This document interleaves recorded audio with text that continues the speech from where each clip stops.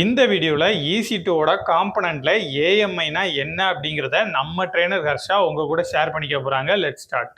So today நம்ம EC2 சர்வீஸை பற்றி தான் வந்து பார்க்க போகிறோம். ஓகே, ஸோ EC2ஓட ஃபுல் ஃபார்ம் என்ன அப்படின்னா elastic compute cloud. Okay, so இந்த எலாஸ்டிக் கம்ப்யூட் க்ளவுட் நமக்கு என்ன சர்வீஸ்க்கு கீழே வருது அப்படின்னா இதை வந்து நம்ம கம்ப்யூட் சர்வீஸ் அப்படின்னு சொல்லுவோம். ஸோ ஆல்ரெடி உங்களுக்கு வந்து இப்போ S3 அப்படின்னா ஸ்டோரேஜ்னு தெரியும், EFSனால் ஸ்டோரேஜ், EBSனால் வந்துட்டு ஸ்டோரேஜ்னு சொல்லுவோம். இதே க்ளவுட் ஃப்ரெண்டாக நம்ம நெட்வொர்க்கிங் அப்படின்னு பார்த்தோம்.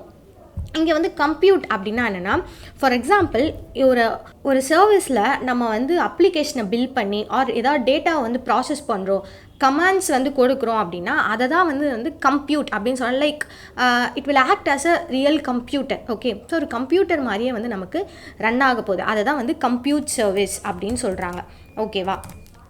ஸோ ஆக்சுவலி இந்த EC2வில் நம்ம என்ன பண்ணுவோம் அப்படின்னு கேட்டிங்கன்னா, இந்த EC2 வந்து நமக்கு என்னவா ஆக்ட் ஆக போகுது அப்படின்னா ஒரு விர்ச்சுவல் சர்வர்ஸாக வந்து ஆக்ட் ஆக போகுது. ஸோ இந்த விர்ச்சுவல் சர்வர்ஸை தான் நம்ம இங்கே AWSல என்னன்னு சொல்கிறோன்னா இன்ஸ்டன்ஸ் அப்படின்னு சொல்கிறோம். ஓகேயா? ஸோ இந்த விர்ச்சுவல் சர்வர்ஸ் வந்து நம்ம எதுக்காக யூஸ் பண்ணுறோம், எங்கே யூஸ் பண்ணுறோம் அப்படின்னு கேட்டிங்கன்னா, இப்போ ஃபார் எக்ஸாம்பிள் இந்த EC2வை நம்ம வந்து க்ளவுட் இன்ஃப்ராஸ்ட்ரக்சரில் யூஸ் பண்ணுறோம். பட் க்ளவுட் இன்ஃப்ராஸ்ட்ரக்சர் அப்படின்னு ஒன்று க்ரியேட் பண்ணுறதுக்கு முன்னாடி எப்படி இந்த வெப் அப்ளிகேஷன்லாம் வந்து ஹோஸ்ட் பண்ணியிருப்பாங்க அப்படின்னு கேட்டிங்கன்னா, ஸோ ஆன் ப்ரெமிசஸில் வெப் அப்ளிகேஷன்லாம் வந்து ஹோஸ்ட் பண்ணியிருப்பாங்க. ஆன் ப்ரெமிஸ் இன்ஃப்ராஸ்ட்ரக்சரில் அவங்க என்ன யூஸ் பண்ணியிருப்பாங்க அப்படின்னா, ஃபர்ஸ்ட் வந்து அவங்களுக்கு ஒரு நீங்கள் வந்து வெப் அப்ளிகேஷனை ஹோஸ்ட் பண்ணுறீங்க அப்படின்னா கண்டிப்பாக உங்களுக்கு வந்து ஒரு சர்வஸ் தேவைப்பட போகுது. ஸோ அந்த சர்வஸ் அவங்க என்ன யூஸ் பண்ணியிருப்பாங்க அப்படின்னா ஃபிசிக்கல் சர்வஸாக வந்து யூஸ் பண்ணியிருப்பாங்க. ஸோ ஃபஸ்ட் அவங்க ஃபிசிக்கல் சர்வஸை யூஸ் பண்ணுறாங்க. ஃபிசிக்கல் சர்வர் உள்ள இப்போ ஒரு அப்ளிகேஷன் உங்களுக்கு வெப்பில் ரன் ஆகணும் அப்படின்னா கண்டிப்பாக நம்ம என்ன யூஸ் பண்ணுவோம், வெப் சர்வஸ் வந்து யூஸ் பண்ணுவோம். ஸோ ஃபிசிக்கல் சர்வஸில் நம்ம வெப் சர்வஸை இன்டகிரேட் ஆர் இன்ஸ்டால் பண்ணி அதுலேருந்து நம்ம என்ன பண்ணுவோம் அப்படின்னா நம்ம அப்ளிகேஷனை வந்து ஹோஸ்ட் பண்ணுவோம். இப்படி தான் வந்து நமக்கு ஆன் ப்ரெமிஸ் இன்ஃப்ராஸ்ட்ரக்சரில் ரன் ஆகிட்டுருக்கு. ஸோ க்ளவுட் இன்ஃப்ராஸ்ட்ரக்சரில் நம்ம என்ன பண்ணுறோம் அப்படின்னா, இங்கே நமக்கு வந்து ஃபிசிக்கல் சர்வஸாக இருக்கிறது தான் இங்கே நான் என்ன பண்ணுறேன்னா விர்ச்சுவல் சர்வரில் EC2வை வந்து கொடுக்க போகிறேன். ஓகே, ஸோ அண்ட் எனக்கு வெப் சர்வர்ஸ்க்கு நான் ஆஸ் யூஷுவல் எனக்கு என்ன வெப் சர்வர் வேணுமோ அந்த வெப் சர்வர்ஸை நான் இன்ஸ்டால் பண்ணி என்னோடய அப்ளிகேஷனை ஹோஸ்ட் பண்ண போகிறேன். ஸோ இது நீங்கள் என்ன டிஃப்ரென்ஸ் ஃபிசிக்கல் சர்வர்ஸ் யூஸ் பண்ணுறதுக்கும் அண்ட் விர்ச்சுவல் சர்வர் யூஸ் பண்ணுறதுக்கும் அப்படின்னு கேட்டிங்கன்னா, இப்போ நீங்கள் ஒரு ஃபிசிக்கல் சர்வர் வாங்குறீங்க அப்படின்னா அந்த ஃபிசிக்கல் சர்வருக்கு உங்களுக்கு அதிகமான காஸ்ட் ஃபஸ்ட்டு தேவைப்படும் அண்ட் அதுக்கான இன்ஃப்ராஸ்ட்ரக்சர் உங்களுக்கு வந்து வேணும் அண்ட் அதை வந்து நீங்கள் செட்டப் பண்ணுறதுக்கு உங்களுக்கு நிறைய அட்மின் டாஸ்க் வந்து இருக்க போகுது ஒரு ஃபிசிக்கல் சர்வர் அப்படின்னா. அண்ட் அது நீங்கள் என்ன பண்ணணும், செக்யூர்டாக வந்து மெயின்டைன் பண்ணணும். அதே ஒரு விர்ச்சுவல் சர்வர் அப்படின்னா நமக்கு இந்த மாதிரி இன்ஃப்ராஸ்ட்ரக்சர் தேவைப்பட போகிறதில்ல, காஸ்ட்டும் வந்து நமக்கு AWS வந்து பே ஆஸ் கோ சர்வீஸில் ரன் ஆகிட்டு இருக்கிறதுனால காஸ்ட்டு வந்து நமக்கு கம்மியாக தான் வரப்போகுது. அண்ட் ஆஸ் வெல் அஸ் நம்ம என்ன பண்ண தேவையில்ல, அது ரொம்ப லைக் செக்யூர்டாக வந்து மெயின்டைன் பண்ண தேவையில்லை, பிகாஸ் அது AWS இன்ஃப்ராஸ்ட்ரக்சரில் எங்கேயோ ஒரு இடத்துல ரன் ஆகிட்டு இருக்கிறதுனால. ஓகேவா? ஸோ அதனால தான் இந்த EC2வை நம்ம வந்து மோஸ்ட்லி ப்ரிஃபர் பண்ணுறோம் instead of physical servers. Okay, so இதில் இந்த EC2வை இன்றைக்கி நம்ம எப்படி செட்டப் பண்ணுறது, அதில் என்னென்ன காம்போனன்ட்ஸ்லாம் ரன் ஆகிட்டுருக்கு அப்படின்னு பார்க்கலாம்.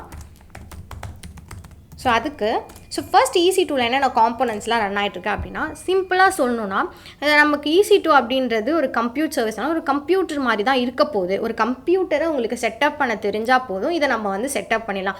ஸோ ஒரு ஆன் ப்ரெமிஸில் நீங்கள் ஒரு கம்ப்யூட்டரை செட்டப் பண்ண போகிறீங்க அப்படின்னா அதுக்கு உங்களுக்கு என்னென்னலாம் தேவைப்பட போகுது. இப்போ ஒரு கம்ப்யூட்டர் வேணும் அப்படின்னா அதுக்கான ஹார்ட்வேர் வந்து தேவைப்பட போதா. ஸோ இங்கே நமக்கு ஹார்ட்வேர் பிரச்சனை இல்லை, அந்த ஹார்ட்வேர் திங்ஸ்க்கு பதிலாக நம்ம விர்ச்சுவலாக ரன் பண்ணுறதுனால எனக்கு ஹார்ட்வேர் பிரச்சனை இல்லை. நெக்ஸ்ட்டு வேறு அந்த கம்ப்யூட்டர் ரன் ஆகணும், நீங்கள் அந்த கம்ப்யூட்டரில் எதாவது இன்ஸ்டால் பண்ணோம் அப்படின்னா உங்களுக்கு OS தேவைப்பட போகுது. ஸோ இங்கேயும் நம்ம OS எல்லாம் வந்து இன்ஸ்டால் பண்ண போகிறோம். தென் வேறு என்ன பண்ண போகிறோம், இந்த இன்டர்னல் மெமரி வந்து உங்களுக்கு தேவைப்படுமா.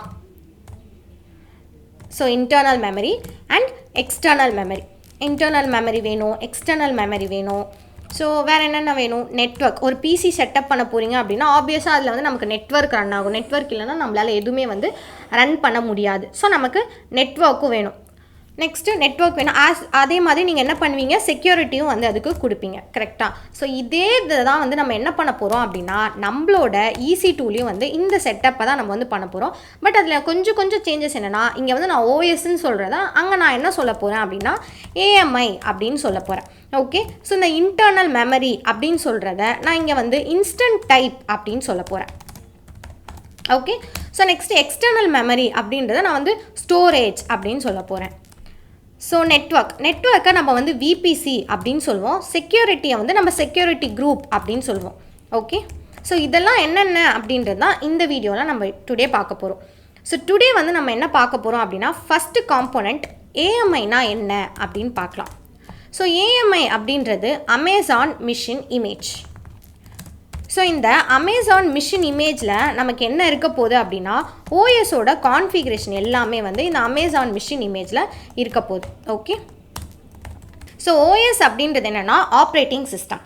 ஸோ ஆப்ரேட்டிங் சிஸ்டம் லைக் இப்போ நம்ம ஒரு லேப்டாப் வாங்க போகிறீங்க அப்படின்னா அதில் வந்து உங்களுக்கு டிஃபால்ட்டாக என்ன operating system, Windows operating system போட்டு தருவாங்க. இல்லை உங்களுக்கு என்ன ஓஎஸ் வேணுமோ அந்த ஓஎஸை யார் போட்டு தருவா, யார்கிட்ட லைக் நீங்கள் எங்கே லேப்டாப் வாங்குறீங்களோ அந்த ஷாப்லேயே வந்து உங்களுக்கு ஓஎஸ்லாம் வந்து கான்ஃபிகர் பண்ணி தந்துடுவாங்களா.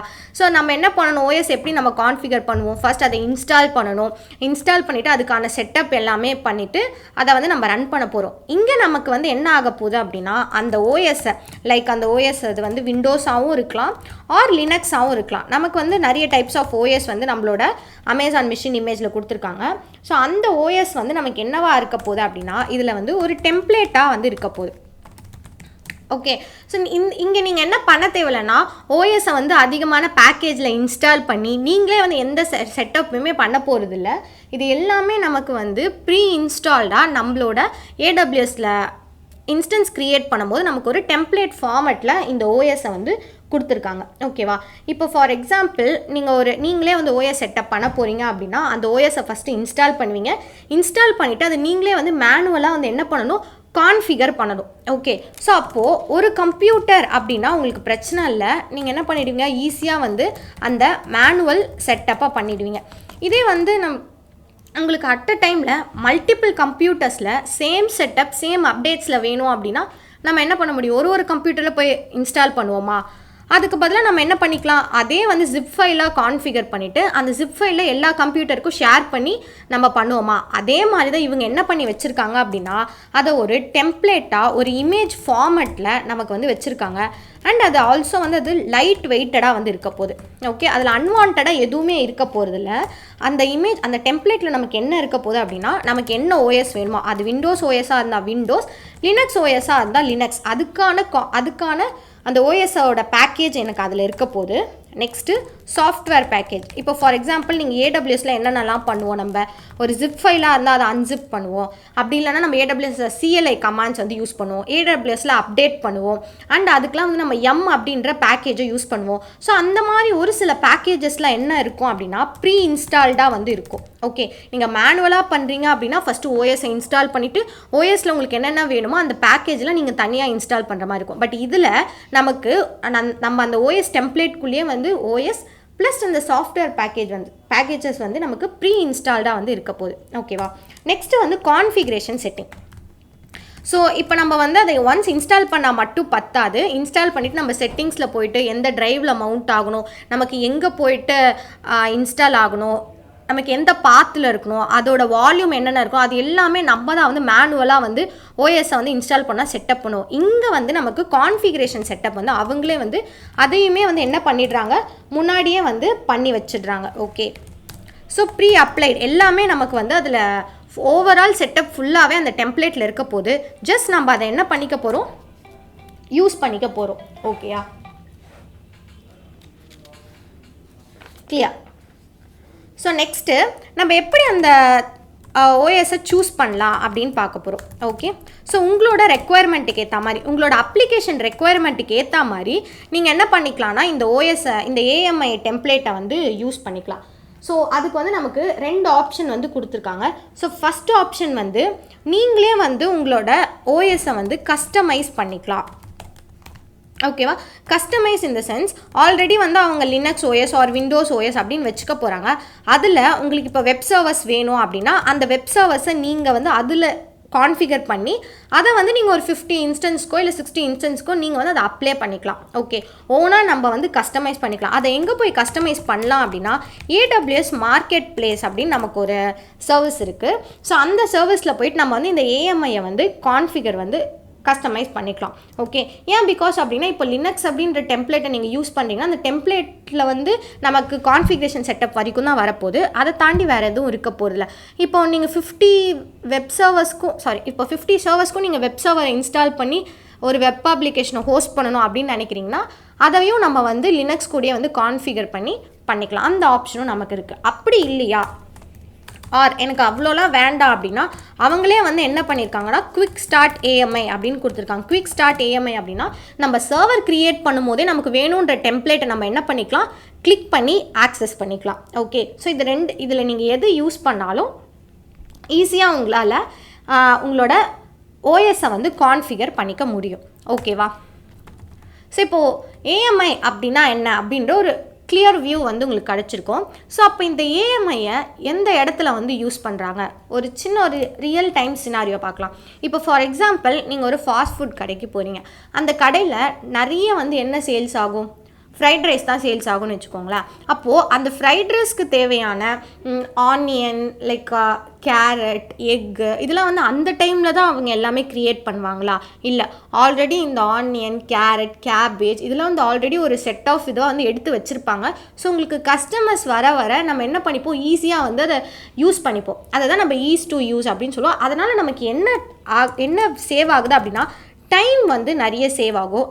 ஆஸ் வெல் ஆஸ் நம்மளால் ஈஸியாக வந்து அதை ப்ரிப்பேரும் பண்ணிக்க முடியும். அந்த டைமில் நம்ம கட் பண்ணிட்டு இருந்தோம் அப்படின்னா நமக்கு டைம் ஆகும். அதே தான் இங்கே நமக்கு ஏஎம்ஐயை வந்து நம்ம ஒரு வெப் அப்ளிகேஷனை ஹோஸ்ட் பண்ணும்போதோ இல்லை சர்வர் செட்டப் பண்ணும்போதோ நம்ம ஏஎம்ஐயை ஓஎஸ் எல்லாம் வந்து செட்டப் பண்ணிட்டு இருந்தோம் அப்படின்னா நமக்கு நிறைய டைம் வந்து எடுக்கும். அண்ட் நம்ம சிங்கிள் சர்வர்ஸாக பண்ணால் ப்ராப்ளம் இல்லை. ஒரு 50 சர்வர்ஸ் 60 சர்வர்ஸ்லாம் பண்ணும்போது ஈச் அண்ட் எவ்ரி சர்வர்ஸ்லையும் நம்ம சேம் அப்டேட்ஸை கொடுக்கணும் அப்படின்னா அது வந்து நமக்கு கொஞ்சம் கஷ்டமாக இருக்கும். ஸோ அதுக்கு தான் இவங்க என்ன பண்ணுறாங்க அப்படின்னா எல்லாத்தையுமே வந்து ஒரு டெம்ப்ளேட்டாக எப்படி நம்ம அங்கே ஃப்ரைட் ரைஸ்க்காக எல்லாமே முன்னாடியே பண்ணி வச்சுக்கிறோமோ அதே மாதிரி தான் இங்கே டெம்ப்ளேட்டாக நம்ம எல்லாத்தையுமே வந்து ஃபஸ்ட்டே வந்து ப்ரிப்பேர் பண்ணி வச்சுக்கிறோம். ஜஸ்ட் நமக்கு தேவைப்படும் போது அதை கிளிக் பண்ணி ஆக்சஸ் மட்டும் வந்து பண்ணிக்க போகிறோம். கிளியரா? ஃபைன். ஸோ நம்ம நெக்ஸ்ட் வீடியோவில் செக்யூரிட்டி குரூப் அப்படின்னா என்ன அப்படின்றத கிளியராக வந்து பார்க்கலாம். இந்த வீடியோ உங்களுக்கு புரிஞ்சிருக்கும் அப்படின்னு நான் நம்புகிறேன். தொடர்ந்து AWS DevOps ரிலேட்டடாக நிறைய வீடியோஸ் நாங்கள் போஸ்ட் பண்ணிகிட்டு இருக்கிறோம். அதெல்லாம் நீங்கள் பார்க்குறதுக்காக BTree சப்ஸ்கிரைப் பண்ணிக்கோங்க. தேங்க்யூ.